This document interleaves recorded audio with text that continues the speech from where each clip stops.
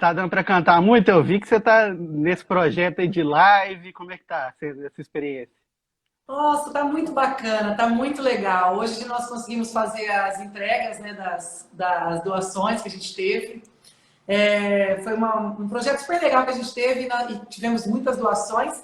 E hoje a gente conseguiu reunir tudo e entregar para as instituições aqui em Rio Preto. Então, assim, super prazeroso, uma gratidão, assim, enorme, enorme. Cantar a gente tá cantando muito, né? Porque agora a gente deu esse tempo, né, agora a gente estava mais de olho nas doações, tudo mais, porque arrecadar, tem algumas pessoas que derem dinheiro, alguns em produtos, a gente arrecadou tudo, mas agora a gente já está começando no outro projeto, né? Vai ter outra live solidária em breve, aí vai ser mais legal ainda. Eu vi que essa live vocês cantaram sertanejo, um pouquinho de axé. Você gosta mais desses dois estilos mesmo ou também envereda para outras áreas? Não, eu gosto muito, na verdade, eu sou do sertanejo, né? Eu gosto de axé também, mas o meu forte é sertanejo. Eu escuto sertanejo o dia inteiro. Então, assim, se eu puder, eu vou estar escutando sertanejo toda hora. Se não fosse jogador de vôlei, você acha que dava para arrumar um lugarzinho como cantor aí? Ai, eu já não sei. Eu gosto de cantar, mas é um hobby para mim. Eu acho que tem umas cantoras aí que tem umas vozes maravilhosas, mas eu acho que é só por hobby mesmo. Canta muito, viu, pessoal? Vamos começar o nosso bate-papo sobre vôlei aqui. Primeiro, do fato mais recente. Como que foi lidar com essa quarentena? O fim de Superliga, o Minas estava muito bem ali, segundo lugar. E também como que está sendo manter o físico nessa quarentena? Então, duas perguntas. Como que foi lidar com esse fim, do campeonato, por causa da quarentena? E também como manter o físico nesse período? Na verdade não é tão fácil, né? Porque acaba que nós não temos a mesma preparação, a mesma rotina que quando a gente está treinando em alta performance, né? Mesmo porque é uma academia, só da gente não ter uma academia com pesos bons, assim, que a gente possa malhar, já é uma coisa muito ruim. Acaba que a gente não consegue manter isso. E não ter a bola, não ter o jogo, né? Treinar com bola ali com as outras pessoas também atrapalha, ou seja, é difícil. É claro que a gente tenta manter o máximo da motivação e da nossa, né, do nosso físico, mas a gente sabe que quando a gente voltar, nós vamos ter que dar 200% aí para recuperar tudo que foi perdido. E como que vocês jogadores lidaram ali com esse fim de Superliga, né? Tava já na fase de playoffs praticamente, o São Paulo Barueri chegou até a viajar para BH para Uhum. jogar as quartas de final e de repente aí foi suspenso. É claro que foi necessário, mas como que vocês lidaram com esse fim da Superliga aí? Na visão de vocês, tinham muita expectativa sobre esse final da temporada? Ah, com certeza. A gente estava muito motivadas, a gente estava muito focadas, né? Eu acho que ali naquela fase final tinham vários times no mesmo nível, assim, e tenho certeza que nosso time era um dos candidatos a brigar pelo título, assim como outros também que a gente sabe, mas nosso time, a gente estava treinando muito, nos dedicando muito, cada uma sabia da sua importância ali, né? Então, assim, é difícil, foi super difícil pra gente. A gente sabe que foi tudo muito. Um dia após o outro, acabou que um dia após o outro a gente ia recebendo notícias, então foi tudo muito um susto, né? Mas, infelizmente, deu por encerrado, mas felizmente a gente pôde voltar para casa e que a gente pôde nos cuidar, né? Cuidar das pessoas que a gente ama, que hoje é o mais importante. Muita gente falando aqui, fica Carol, Carol te amo. Então vamos retomar essa temporada do Minas. No começo vocês demoraram um pouquinho para engrenar, né? Ali no Mineiro, teve a final da Supercopa. Realmente foi tempo de treinamento para vocês pegarem ali um ritmo de jogo melhor? Eu acho que sim. Na verdade, nosso time mudou um pouco, né, do ano passado para esse ano. A gente mudou, né, metade do time titular praticamente foi uma mudança. Então, para a gente começar a se encaixar de novo, não foi fácil. Assim, tivemos algumas lesões, que é comum numa temporada, tivemos jogadores que precisavam se entrosar mais, enfim, a gente demorou. Mas acredito que depois do Mundial a gente conseguiu focar e ir numa linha reta, né? E aí a gente começou a melhorar dali. Então, assim, agora nesse final, depois do Sul-Americano, acredito que nosso time estava numa crescente muito boa e ainda tinha muito que doar, porque a Adobe, né, a Badzieva chegou em janeiro e teve muito pouco tempo para a gente treinar juntos, então acho que agora que o nosso time estava começando a se entrosar, enfim, eu acho que ainda ia dar muito. ia dar muitas coisas boas para o torcedor mineiro. Teve o Campeonato Mineiro, final da Supercopa, Mundial também, e todos esses campeonatos, praia, praia, praia. Essa rivalidade já está virando uma das maiores do vôlei brasileiro, e, na sua opinião, e também eu queria saber mais desse Mundial.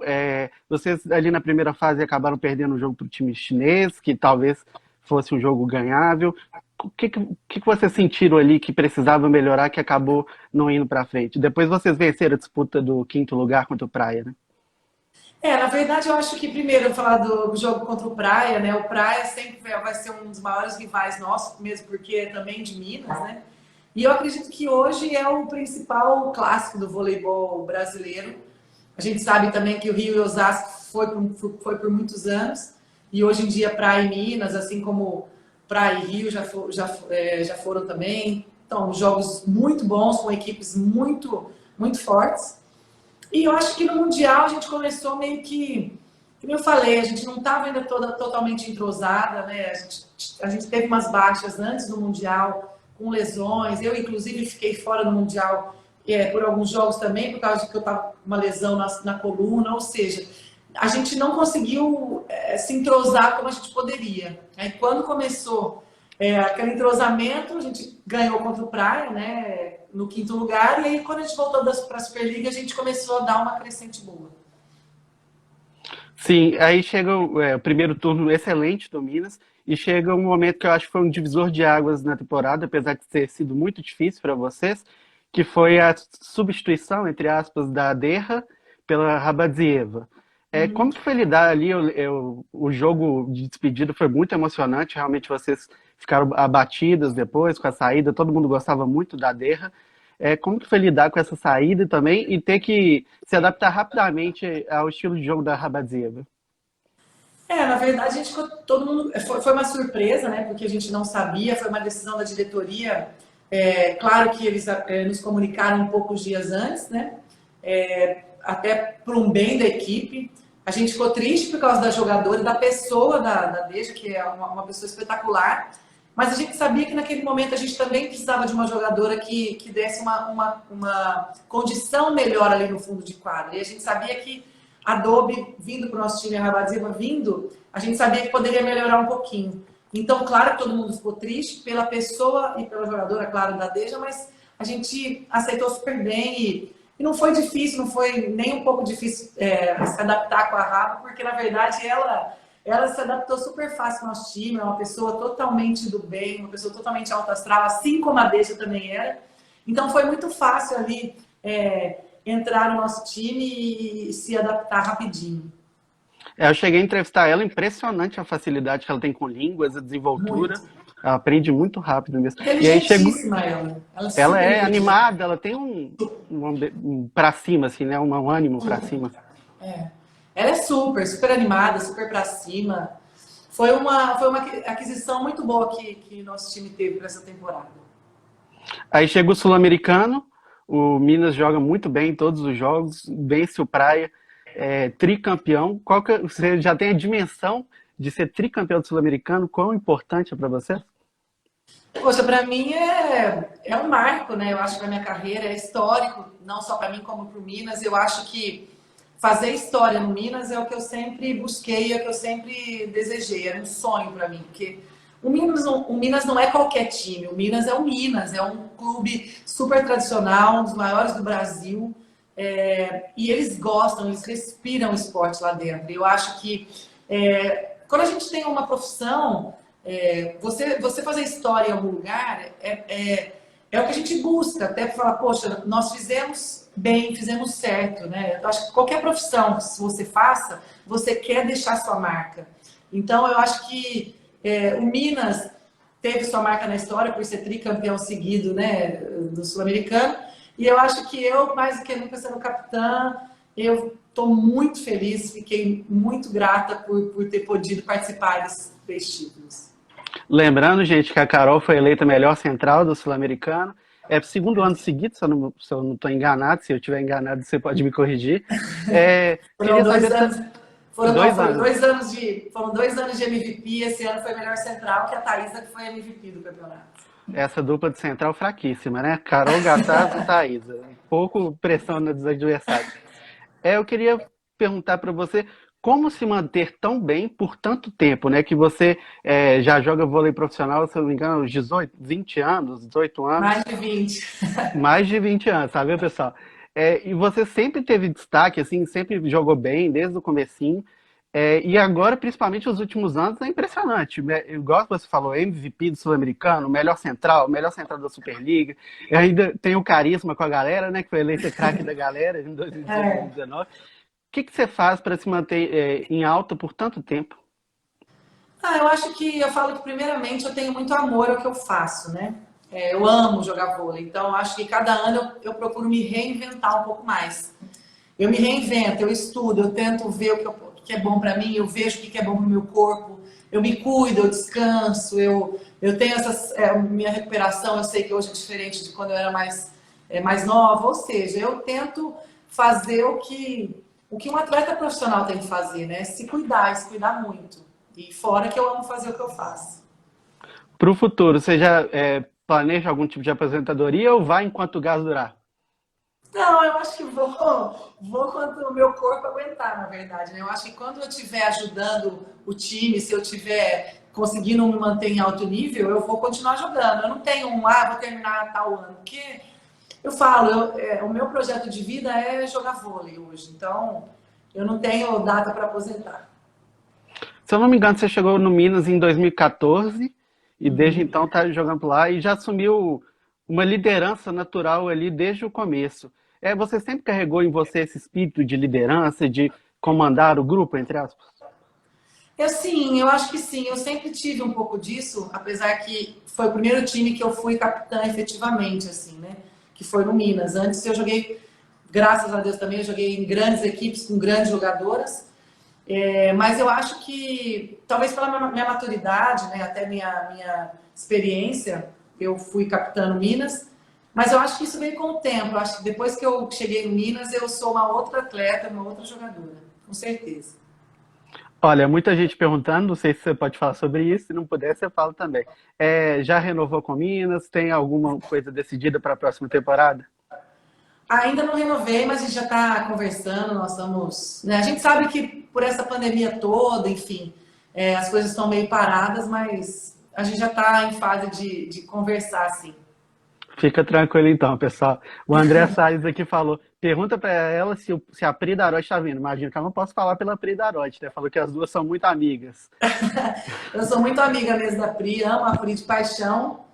E se ela vier mesmo, né? Se ela vier para o Minas mesmo, e se eu ficar, claro, eu vou ser muito feliz, com certeza, de ter uma pessoa como ela no time comigo, vai ser maravilhoso. Carol, retomando um pouquinho essa questão de quarentena, a quarentena vai impactar bastante na economia do país. E o vôlei já estava numa situação desfavorável, muitos times demoram a pagar ou não pagam, a própria elite da Superliga. É, qual que é o prognóstico daqui para frente? Realmente é preocupante? Vocês temem pelo futuro da Superliga?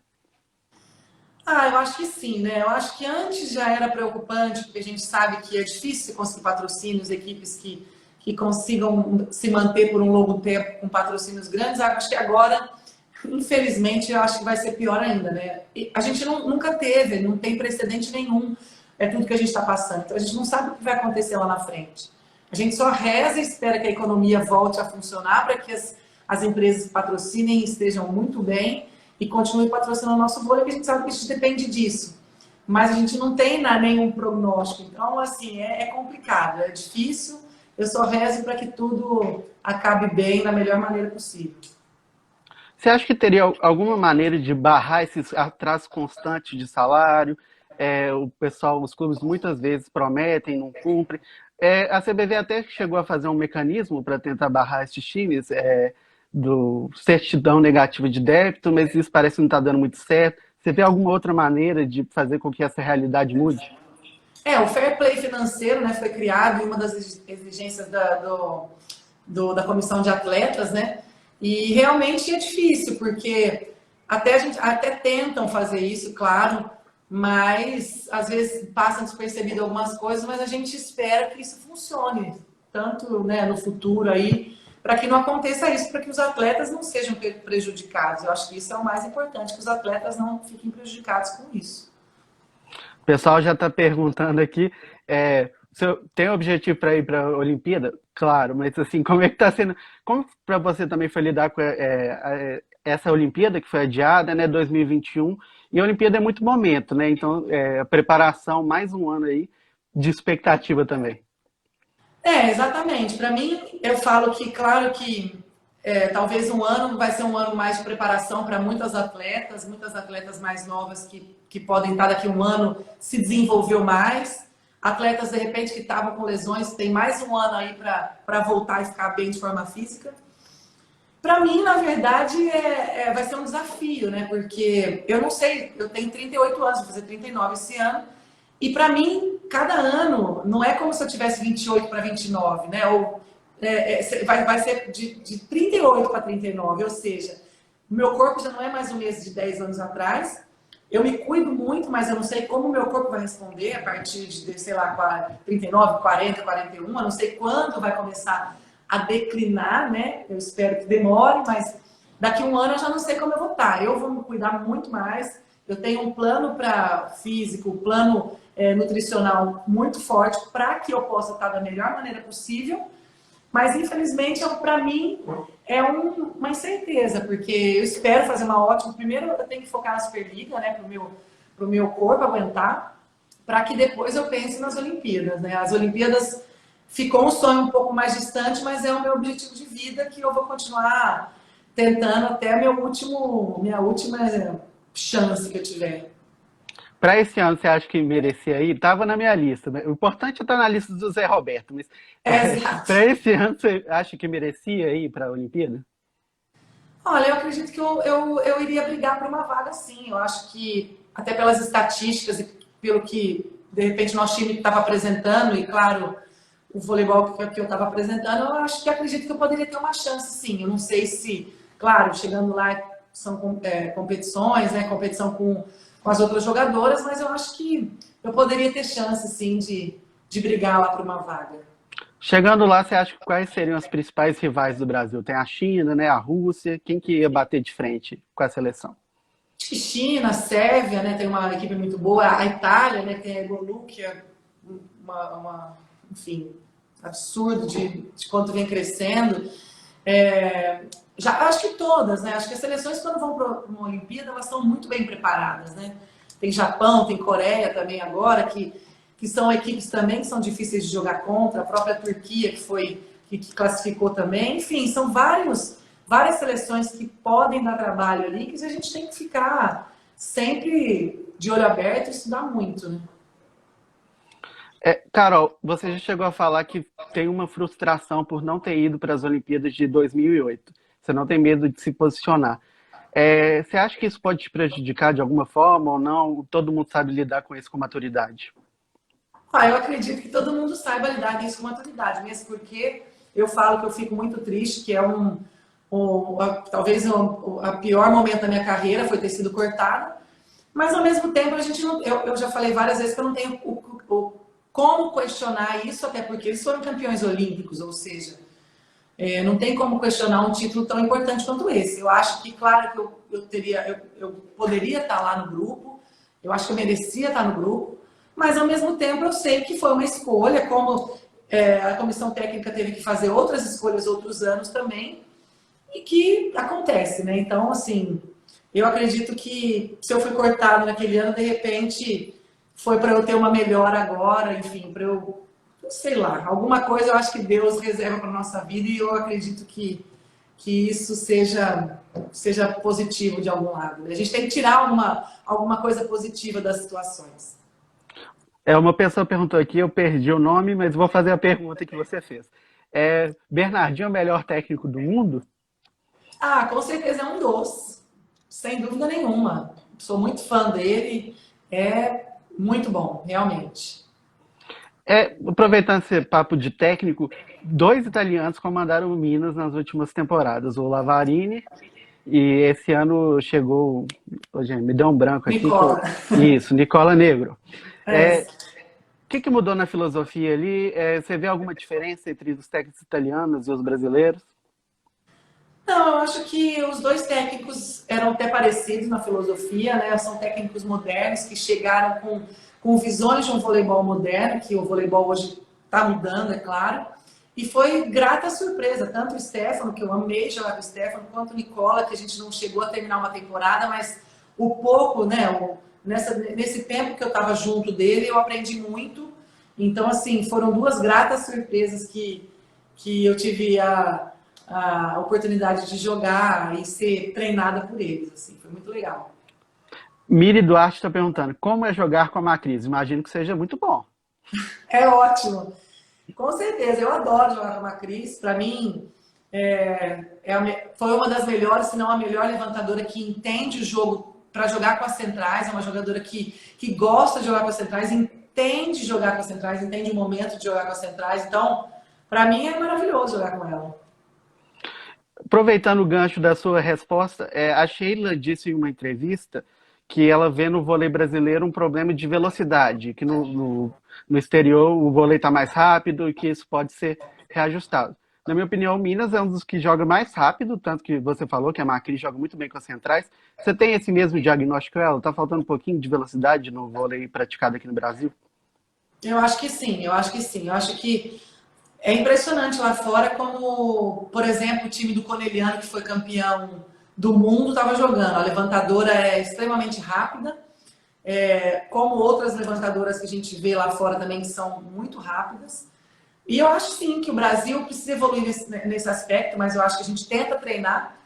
Mas infelizmente talvez não tenhamos tantas jogadoras como tem lá fora hoje, né? A gente sabe que a renovação do vôlei lá fora está muito rápida, está muito forte, tem opostas fortíssimas, coisas que aqui no Brasil a gente está em falta. Jogadoras novas com muito potencial, a gente vê pouca renovação. Então talvez esse seja o diferencial, assim.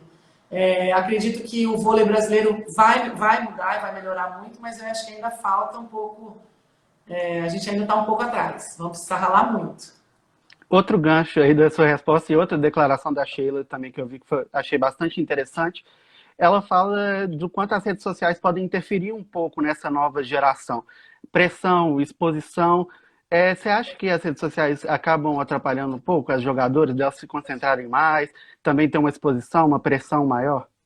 Eu acho que total, eu acho que eu concordo total com o que a Sheilinha falou, porque realmente hoje em dia a exposição nas redes sociais, essa facilidade que a gente tem de encontrar informações, de se expor, de você estar suscetível a críticas, a as pessoas falarem o que acham, que sabem de você. Então, eu acho que isso realmente atrapalha muito essa nova geração que vem aí, infelizmente, frágeis, né, no sentido geral, assim, como pessoa mesmo, não só como jogadora, como atleta profissional, mas como pessoa.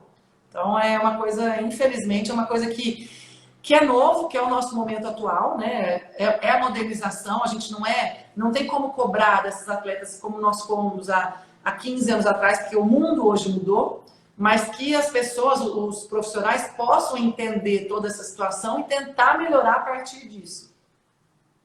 Gatas, nas outras áreas que a gente fez também, eu acho interessante o aspecto psicológico no vôlei. E muitos poucos clubes, pelo menos que eu tenho conhecimento, trabalham isso. Tem um psicólogo do esporte, o Minas eu sei que é um dos clubes que tem. Você acha que falta isso também, o trabalho psicológico, também nessa questão das redes sociais e também para enfrentar a pressão em momentos decisivos de jogos? Eu acho que sim, no Minas a gente tem psicólogo, mas ainda não é tão bem aceito por alguns atletas, né? Eu falo que às vezes ainda alguns atletas são um pouco reticentes, porque tem medo de expor o medo, tem medo de expor as suas fraquezas de repente para um psicólogo. Então, eles procuram talvez fora do clube e tudo mais. Mas eu acho importante principalmente para essas meninas mais novas que estão começando, até para ter um direcionamento, porque nós, mais velhos, nós já tivemos esse direcionamento lá atrás. E de repente as meninas mais novas não têm ainda. Então, acredito que os clubes poderiam investir, sim, em psicólogos para tentar dar um redirecionamento melhor a cada uma desses atletas. Para fechar esse assunto de atletas de base, atletas jovens, você acha que o trabalho na base está sendo bem feito, pode melhorar? A gente viu o exemplo do São Paulo Barueri, que foi bastante interessante, que colocou atletas jovens ali, já tinham surgido, mas atletas jovens. Falta mais experiências desse tipo no Brasil? Eu acho que sim, eu acho que o que o Barueri fez no ano passado foi maravilhoso, assim, eu acho que a proposta que o Zé teve de ter um time praticamente todas meninas novas saindo da base, que nunca tiveram uma experiência de jogar num time titular, num time adulto titular, é isso que o Brasil deveria ter, mais times com essa iniciativa, né? Até de uma seleção, ou mais times que tivessem ser obrigadas a ter juvenis no banco, que pudessem participar mais de jogos, porque eu acho que falta isso, né? Eu acho que falta as jogadoras, quanto mais novas possíveis, mais participar de jogos adultos, porque a gente sabe que é muita diferença de um juvenil para um adulto, é um passo muito grande. Então elas têm que entender desde cedo, até para uma renovação melhor e mais rápida, como é jogar no time adulto e como é e o que é ser um atleta profissional, né? Então, às vezes, demora um pouco mais. A gente vê que lá fora, as atletas mais novas começam a ser profissionais um pouco mais rápido do que o Brasil. Então, teria que fazer um estudo, uma coisa bacana para ver se melhora isso, né? Pessoal que vai chegando na live, alguns chegam mais depois, atrasados, ela já falou se vai renovar ou não com Minas, estão conversando, ok? E o Reni Hetman perguntou se Lorene é o futuro da seleção. Eu acho que é um dos futuros, sim. Eu acho que tem várias jogadoras aí que podem ser o futuro. É claro que tem que pegar mais experiência, é uma jogadora muito forte, uma jogadora que passou nas mãos do Zé Roberto agora, que com certeza cresceu muito e com certeza vai crescer muito mais. Eu acho que essas jogadoras que estão chegando agora, né, com 23, 24 anos, né, que para mim hoje já é um pouco tarde, mas são a idade que as jogadoras estão começando a ter oportunidades para jogar no adulto. Eu acho que agora essas meninas vão dar uma crescente aí boa e vão ser o futuro da seleção, sim. Aí pergunto, quais atletas jovens você vê com um bom futuro pela frente? Você consegue destacar algumas? Olha, eu acho que algumas, eu acho que a própria Lorene, eu acho que eu tenho até medo de esquecer algumas, porque tem algumas, a própria Tainara, aquela Nieme, a líbero do Barueri, a Natinha também, que é muito nova ali, a Drusila, a própria Drusila, que já é uma realidade, mas é uma jogadora nova. Se eu esquecer alguém aqui, a Gabizinha também, que já é uma realidade, e é uma jogadora super nova também. Mas eu acho que, se eu estiver esquecendo, quer dizer, tem muitas outras agora. Não fiquem chateados, às vezes dá branco. Não fiquem chateadas, claro. Mas, não, é porque eu realmente agora não vou lembrar, mas tem muitas jogadoras que a Maiane, a própria Maiane estão falando aqui, a Maiane, a central, é uma promessa também bem legal. Promessa não, já é uma realidade também, já jogou, já foi melhor central lá do Mundial. Mas tem várias jogadoras que podem aí estar daqui a pouco assumindo a nossa seleção e nossa seleção indo para um caminho muito bom. A gente falou um pouco de São Paulo Barueri, o que me veio à mente já foi aquele episódio um pouco polêmico do Zé Roberto tirando o time de quadra. E vem à tona o assunto arbitragem. Essa temporada, pelo menos, ficou mais perceptível que os times estavam reclamando muito da arbitragem, muitos erros, e só Praia e o Minas têm desafio, né? Vocês tiveram essa sensação também? Nessa temporada tiveram mais erros que o normal? Eu acho que... Primeiro que eu acho que errar é humano, né? A gente sabe que errar é humano. Claro que quando a gente vê alguns erros sendo cometidos mais vezes por alguns times, ou favorecendo um time ou outro, a gente fica um pouco... Claro que fica triste, né?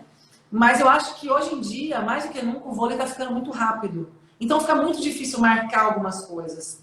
Então eu acho que seria imprescindível, né, a CBV, porque a gente sabe que a Federação Mineira que tem o desafio, né, para as câmeras, por isso que só o Minas e só o Praia tem isso aí, todos os jogos, eu acho que a CBV poderia investir nisso, até para não sobrecarregar tanto a arbitragem, porque realmente, às vezes, muitas e muitas vezes, a bola toca no nosso dedo, ou raspa no nosso dedo, ou às vezes bate na rede, que não vai, eles não vão dar conta de ver, eles são humanos também.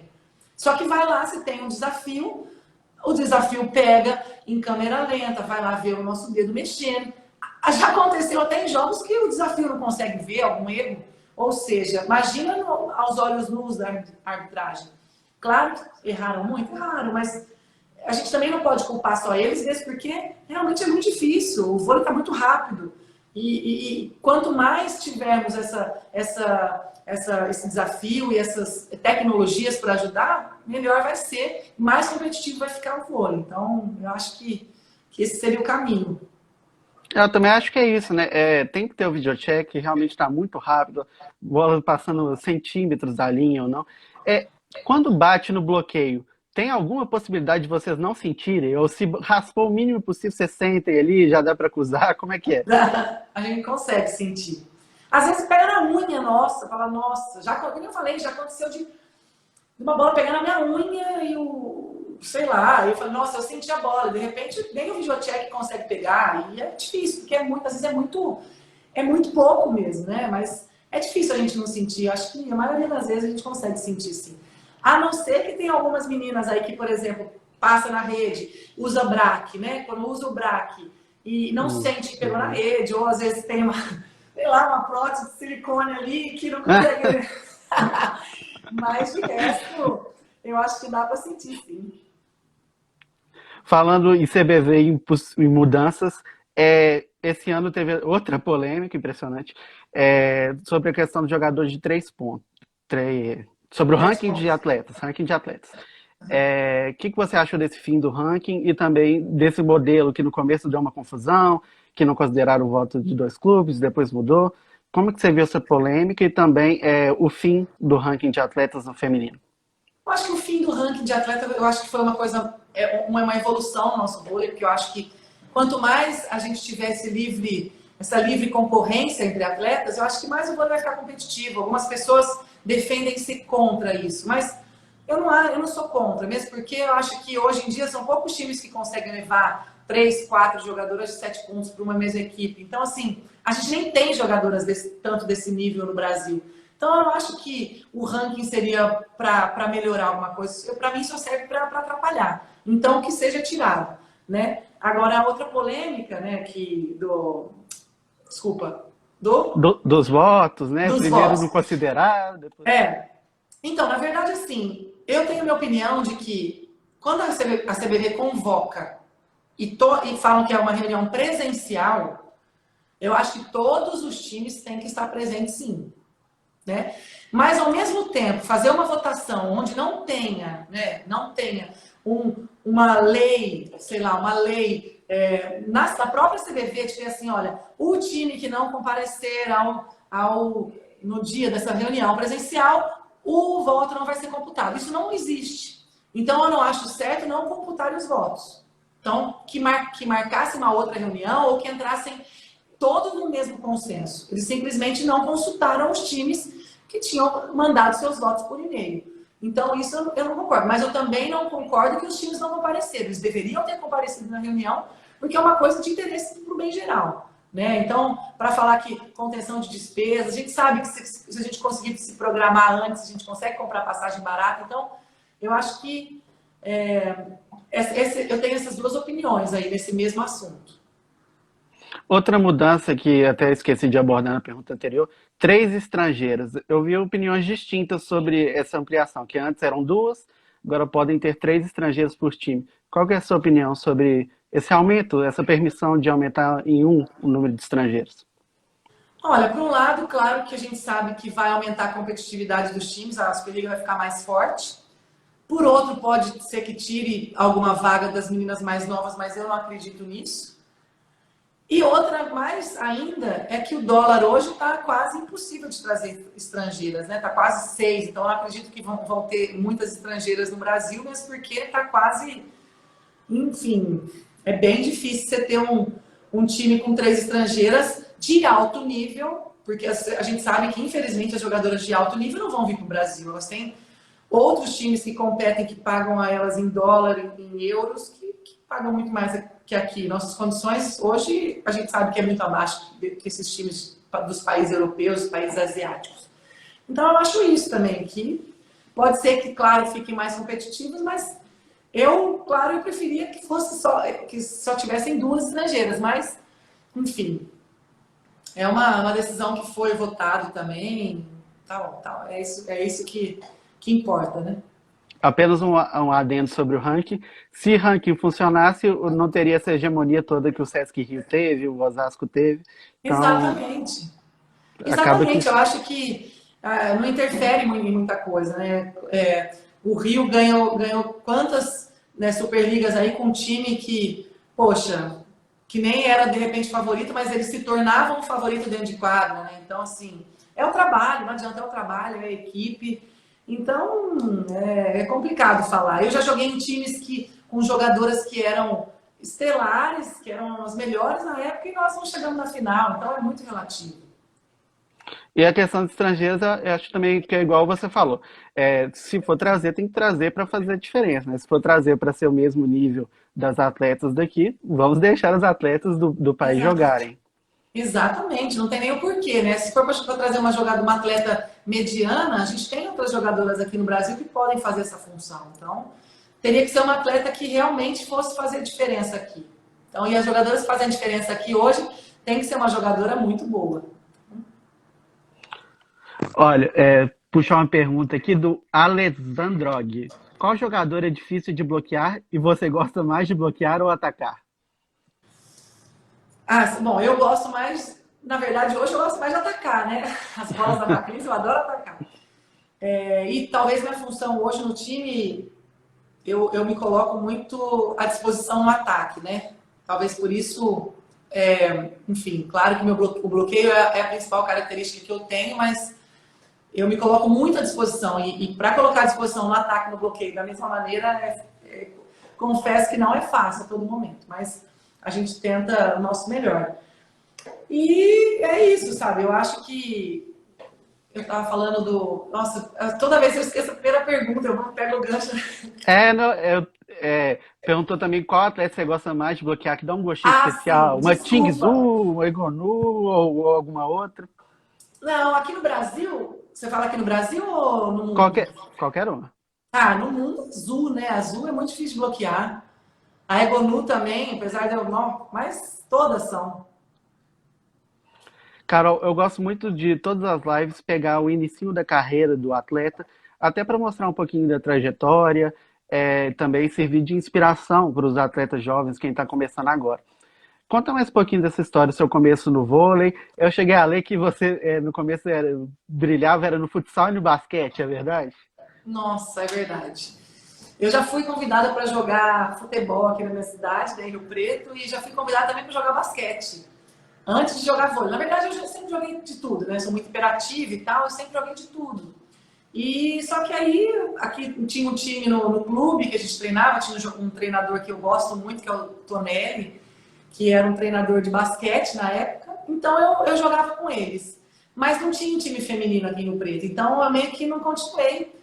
E eu fui convidada para jogar num time de vôlei. E aí eu larguei tudo e fui pro vôlei, porque eu sabia que era o que eu gostava mesmo, que eu sabia que eu ia dar certo nisso, porque a gente sente, né? É, esse futuro de ser jogador de vôlei, clareou na sua mente quando você falou, não, eu vou ser jogador de vôlei, seguir por esse caminho. É, e essa mudança que você falou agora, de começar a jogar vôlei, um time profissional, você sentiu muita dificuldade no começo para se acostumar? Muita. Eu falo assim que no começo, eu acredito que aconteceu comigo, eu acredito que aconteça com muitas meninas também, né? Que é o fato de que quando a gente está ali, está no infanto, juvenil, 15, 16 anos, quando a gente começa a jogar e começa 17, 18, que é aquela fase que a gente acaba o colegial e fala, poxa, e agora? Eu vou estudar ou eu vou jogar vôlei? A gente não tem noção do que vai ser da nossa vida, né? Então, assim, muitas vezes fala, poxa, eu vou parar de jogar vôlei porque na carreira acadêmica eu vou me dar melhor. Ou outras falam, não, eu vou seguir o vôlei porque realmente dá melhor. A gente não tem essa noção, não temos essa noção. Então, quando a gente vai para o vôlei, é porque praticamente a gente sabe que temos condições de seguir no vôlei. Mas mesmo assim, na época eu não tinha isso. Eu falava, meu, será que eu vou? E você vai indo. Eu fui jogando um ano, jogando dois. E foi indo. Essa foi minha evolução dentro do vôlei. Mas eu acredito que é muito difícil, não é fácil essa escolha de carreira aí quando a gente é nova, viu? Que é complicado. Nesse momento de incerteza, você falou principalmente infanto-juvenil, você tem alguma dica para dar? Realmente respirar, conversar com a família, é, nesse momento de transição? Não, eu acho que sim. Eu acho que a família sempre vai ser o lugar onde a gente vai voltar, né? A nossa raiz, o nosso propósito é sempre aqui, em casa. Então, assim, é claro que eles nos ajudam a pensar, a ver o que é melhor para nós, a gente conversa. É claro que mesmo assim é difícil da gente entender, né? Mas, ao mesmo tempo, eu acho que tudo o que a gente é, o que a gente fez, o que a gente vai ser, o que a gente molda, a gente recorre à família. Então, acho que nesse momento também a gente tem que recorrer a eles para ajudar a gente a fazer a melhor escolha. Esse trabalho de base, de fundamento, dá para dimensionar a importância disso, de trabalhar. Posição também geralmente varia quando a atleta está começando, às vezes joga de oposta, na ponta. Qual que é o destaque dos treinadores de base na formação do atleta? Se ele chega no adulto meio defasado, dá para corrigir? Como é que você vê essa questão? Com certeza na base, quando se tem uma base boa, quando você pega um técnico bom, você percebe na hora que sua base vai ser diferenciada de outras atletas, assim. Isso é um pouco meio que fundamental de ter uma base boa quando você é nova. Quando você é mais velha, você até consegue corrigir algumas coisas, mas fica defasado, porque quando você está mais velha, você já sabe, é difícil você mudar um movimento ali no meio daquele processo. Então, quando você é nova, você está aprendendo. Então, daquele jeito que você vai aprender, você vai manter aquilo lá. Né? Então, assim, eu acho que os treinadores da base, eles precisam passar a melhor maneira possível para um atleta chegar no alto nível do adulto da melhor maneira possível, né? Então, assim, eu acredito que essa base é super importante. E tem, sim, essa mudança de posições. Por exemplo, uma jogadora mais alta chega num lugar, eles vão colocar para o meio. Uma coisa que eu acho um desperdício, tá? Porque a gente sabe que hoje em dia no Brasil a gente não tem ponteiras altas. Então já colocam no meio, porque jogador alto tem que ficar no meio. Não, entendeu? As jogadoras podem evoluir em outras posições também.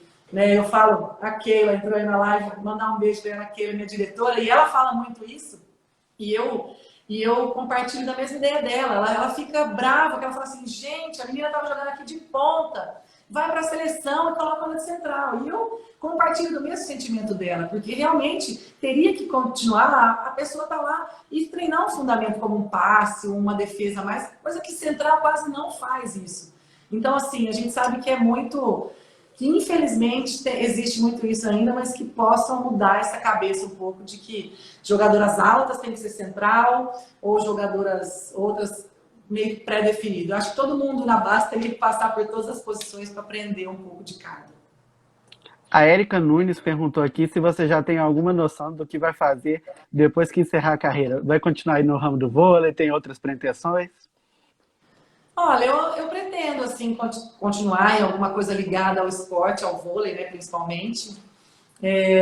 Claro que tenho que fazer alguns cursos, já tenho que ver mais ou menos qual o direcionamento. E numa gestão esportiva, talvez, eu acho que, enfim, acho que sim, acho que eu gostaria de continuar nesse ramo. Rafaela Honório manda um beijo pra mim, Carol Gataz. Israel Beijo, pegou, Rafaela. Israel pegou falando Aliás, igual beijo todo mundo, baixinha. Marli, beijo, beijo sempre meu fã-clube aí. Igual, ó, Lena, o Israel perguntando, igual baixinha para ser levantadora. Tem isso? Realmente eles vêm baixinha? Não. Vamos tentar colocar ela de ou levantadora. levantador ou líbero, né? Não, hoje em dia baixinha para levantadora já não dá também, né? Porque na verdade a levantadora precisa ser um pouco mais alta até para bloquear na rede.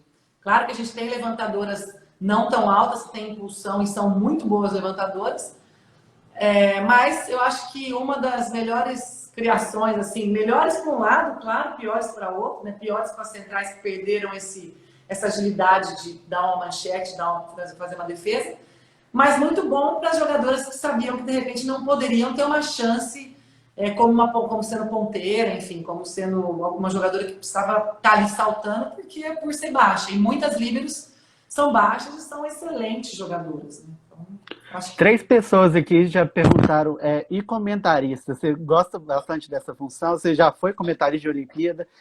Você acha que talvez também seria uma probabilidade no futuro a considerar? olha, na verdade, assim, comentarista mesmo, pouco. Eu gosto de comentar, eu gosto.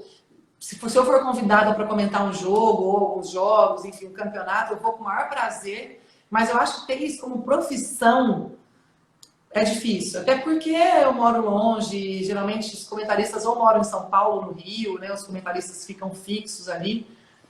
Então, eu teria que ficar muito em função disso.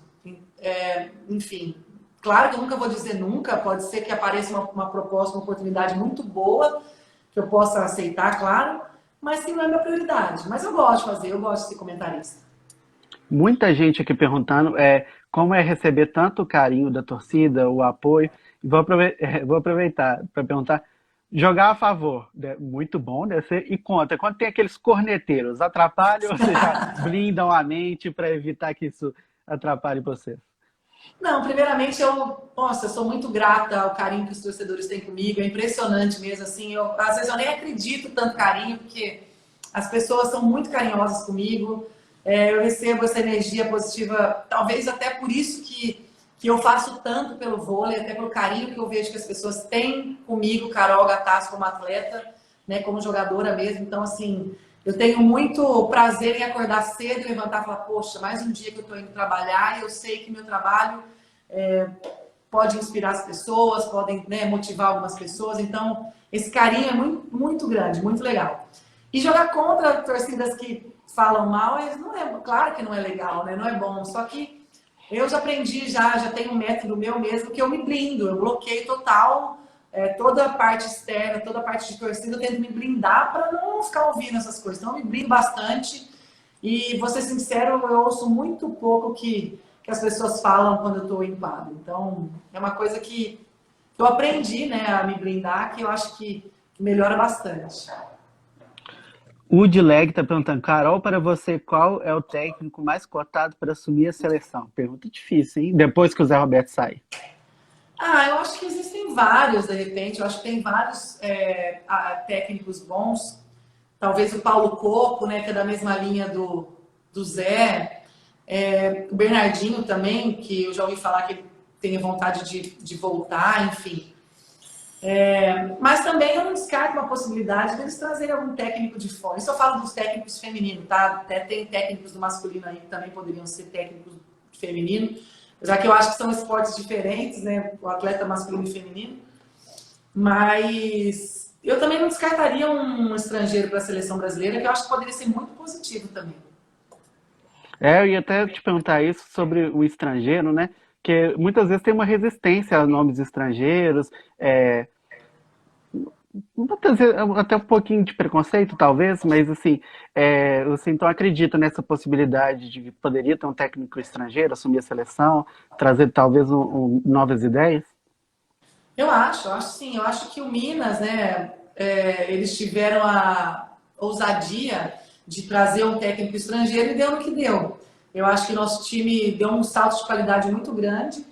Então, eu acho que, por que não testar? Claro que teria que saber o estrangeiro que vai trazer, tem que ser uma pessoa muito, né, tem que pensar bem o que vai trazer, mas eu acho que seria positivo, até porque eu acho que poderíamos ter coisas novas dentro do nosso voleibol. E, de repente, coisas novas vão ser, hoje em dia, muito bom para a seleção. A Miriam Souza está perguntando aqui o que significa aqueles sinais que vocês fazem antes do sacador sacar. Imagino que deve ser aquele um ou dois. Pode É, explicar para a gente? não, na verdade, a gente está fazendo a marcação, né? Se a gente vai deixar a paralela aberta, se a gente vai deixar a diagonal, se a gente vai fechar para um, nas centrais, ou vai fechar para um ou para cinco. Quando a levantadora faz os sinais, é para marcar as jogadas com as jogadoras, enfim, cada uma tem um sinal, mas ali na rede praticamente isso, é mais uma marcação de bloqueio mesmo. Igor Silveira perguntou qual foi o atacante mais difícil que você já enfrentou? Foi azul, talvez, foi azul.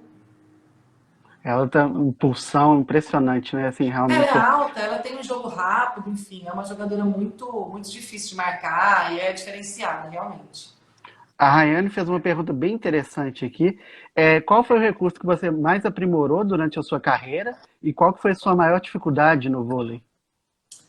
Bom, minha maior dificuldade sempre foi meu saque. Eu tenho uma certa dificuldade, eu tento treinar muito esse fundamento. E eu acho que o que eu mais aprimorei nesses anos, eu acho que talvez foi meu ataque, né? Porque eu sempre eu sempre ataquei muita bola por trás, mas até por várias pessoas não acreditarem que eu pudesse atacar a bola pela frente. E depois que eu descobri, claro, que minha bola por trás é diferenciada da frente, mas que eu também posso atacar pela frente, eu dei esse salto de qualidade também. Então, assim, eu acho que isso, eu acho que acreditar que eu podia fazer coisas diferentes, esse salto foi o que eu dei aí na minha carreira, no meu voleibol. As chinas da Gatá já são marca registrada aí. O Deia Serrani perguntou qual que foi o jogo mais marcante da sua carreira. Ah, tiveram vários, assim, tiveram vários. Infelizmente eu não joguei uma Olimpíada para falar que seria uma final olímpica, mas eu acho que tiveram várias finais de Superliga que me marcaram muito. A final do primeiro Sul-Americano também foi muito marcante, que foi o primeiro título, assim, que importante que eu ganhei pelo Minas, então para mim foi uma coisa surreal, assim, de bom, de eu ter ficado feliz. Então, tiveram vários, assim. A final da Superliga também desse ano com o Minas, que nós somos campeãs também, foi surreal. Então tiveram vários sensacionais. Ó, o GB Wall fez uma pergunta aqui, que você já falou sobre esse assunto, mas vamos retomar. Não nessa live, mas em outras entrevistas. Gataz, o que você acha das jogadoras trans no vôlei? Quando surgiu, teve uma polêmica muito grande, depois acabou que o assunto esfriou um pouco, né? Qual que é o seu pensamento sobre isso nos dias atuais? Olha, eu acho que, claro que precisa, né? Tem estudos falando sobre. Eu acho que quando a Tiffany chegou, né, que é a nossa principal exemplo aí, foi muito polêmico mesmo. Ai, caiu aqui, peraí. Tá acabando a bateria, vou colocar. Mas Voltou. eu acho que ela estava jogando dentro da legalidade dela, né? Então assim, ela correu atrás do que ela tinha que fazer, do que ela podia, então ela estava jogando legal. Então eu acho que cabe às autoridades, às confederações criarem um modelo melhor para não prejudicar nem a nós, nem a elas. Somos as mesmas pessoas, somos mulheres, mas a gente sabe que tem um pouco de diferença, mesmo falando que hormonal, que ela parou de tomar, né, toma as coisas para baixar a testosterona e tudo mais, a gente sabe que o corpo foi moldado por muitos anos, que realmente tem uma força muito grande, né? Então, assim, eu acho que, de repente, se fizesse um estudo melhor e entrassem num acordo, eu acho que não teria problema, né? Então, mas eu acho que eu deixo isso para as pessoas resolverem, para as confederações resolverem. Enquanto ela estiver jogando legal, ela está jogando como uma de nós e é isso que vale. O Igor Silveira está perguntando se você ainda tem pretensão de jogar no exterior. Lembra, pegando o gancho aqui, você já jogou na Itália também. Como é que foi essa experiência quando você foi para a Itália? E se você ainda tem essa pretensão de jogar no exterior? Olha, hoje não é mais meu sonho de jogar no exterior, assim, não tenho esse sonho, a não ser que eu receba uma proposta muito irrecusável, né? Daí a gente não pode deixar passar, mesmo porque eu estou em final de carreira. Mas não é meu sonho. E quando eu joguei lá, realmente eu poderia ter aproveitado mais. Não foi a minha melhor experiência de vida e nem como, né, de vida assim como atleta. Mas eu falo que tudo na vida a gente tem aprendizados, né? Eu aprendi muita coisa tendo jogar fora do país, vi um campeonato diferente, vivenciei esse campeonato. Então, assim, isso foi muito bacana por ter essa experiência. Eu imagino que deve ser difícil para vocês, atletas, né? Chegar em outro país, uma cultura totalmente diferente, tem a questão da adaptação. Você que já passou por essa experiência também, teria alguma dica para dar para os atletas que estão indo para o exterior? O que pode ser feito para diminuir um pouco o impacto dessa adaptação? Olha, é difícil. Hoje em dia as coisas estão mais profissionais, né? Na época que eu fui, era profissional, mas hoje em dia eu acredito que seja mais. Então, se a jogadora vai, provavelmente tem um intérprete, tem alguém que ajuda. Com a cabeça de que vão ser cobradas, né? Porque nós somos estrangeiras lá fora. Então, nós somos contratadas para resolver o problema. Então, com certeza, nós vamos ser cobradas à altura. Então, para que tem que ser muito focada, porque quando você chega num campeonato diferente, é difícil se adaptar, não é fácil, às vezes não é nos primeiros jogos que você vai se adaptar, talvez não é nem no primeiro ano que você vai se adaptar, mas tem que ter paciência que uma hora, com certeza, adapta e vai ter um campeonato bom, uma vida boa no exterior. Tem que ter paciência. A gente está caminhando aqui para o fim da live, pessoal. Outra pergunta que eu vi que a Sheila falou também, que no exterior, os técnicos pensam assim, nossa, temos que contratar alguém que não pode machucar, isso é fundamental, e quando você machuca fica um pouco escanteio ele, talvez. Você sente isso Aham. realmente? Aqui no Brasil o tratamento é diferente com um atleta lesionado? Ah, do que lá fora? Com certeza, com certeza. Aqui no Brasil, quando você é contratada, né, principalmente quando você é contratada para ser titular, a pessoa sabe que o investimento foi grande ali. Então, você tem que melhorar o mais rápido possível. Eu falo mesmo pelo Minas, né? O Minas tem um centro médico ali, uma capacidade médica de fisioterapeuta muito incrível. Então, eles tentam, os melhores profissionais, então eles tentam nos recuperar o mais rápido possível, porque sabe que um dia a mais parado é prejuízo não só para o nosso time, como para o clube, né, de investimentos. Então, acho que lá fora eles deveriam pensar um pouco mais nisso. E realmente eu vejo que, às vezes, falta isso nos times. Eles investem muito, mas não investem nessa parte de fisioterapia, de medicina, enfim. Deveria ser muito maior. Pessoal, infelizmente o Instagram ele derruba a live com 1 hora, já estamos chegando perto dessa marca. Para encerrar para cima, aí, alguém perguntou, eu perdi o nome também, perdão. Tem planos de maternidade depois da carreira? Como é que é? Tem vontade de ser mamãe? Olha, eu nunca, na verdade, eu engravidar, eu nunca pensei, nunca tive esse sonho, né? Claro que eu também não vou falar nunca, diga nunca, de repente, quem sabe futuramente, mas eu tenho sonho de ser mãe, sim, então quem sabe, né? Aí futuramente, com a minha companheira ou meu companheiro, a gente não sabe como vai ser, né? Então, que a gente possa ser feliz, ter um filho, enfim, é isso. Pessoal, eu queria agradecer muito a participação de todos aí, muitos comentários, uma interação bacana. Espero ter conseguido fazer as perguntas que vocês mandaram aí também, que é muita coisa. E agradecer você, Carol Gattas, por ter nos atendido tão gentilmente. Um papo muito bacana. Conseguimos falar sobre diversas coisas, né? Base, sua carreira, experiências. E agradecer por ter nos atendido também. Se você quiser deixar algum recado aí para o pessoal também da campanha da Live Solidária, fica à vontade. Dia 30 de maio, gente, dia 30 de maio, às 18 horas, nós vai ter nossa segunda live solidária, eu e a Elaine Cristina. A gente vai colocar mais informações no Insta, mas já deixem anotado aí, tá? Que vocês possam ajudar, se divertir.